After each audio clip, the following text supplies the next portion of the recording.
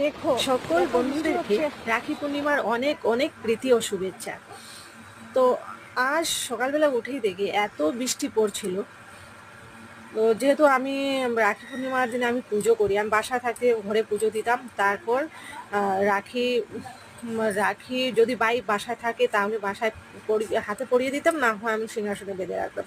তো এখানে যেহেতু আমি ছোট্ট রুমে থাকি, তাই আমার মানে পুজো দিতে এখানে খুব অসুবিধে হয়, তাই আমি ভাবলাম মন্দিরে চলে যাই। তো মন্দিরে গেলাম, সেখানে গিয়ে প্রদীপ জ্বালিয়ে ধূপকাঠি জ্বালিয়ে, আর এখানে দেখো রাধাকৃষ্ণ আছেন। তো সেখানে রাইট সাইডে আছেন গোপাল ঠাকুর। তো আমি রাখিটা হাতে দিলাম, নিয়ে গোপাল ঠাকুরের হাতে পরিয়ে দিলাম।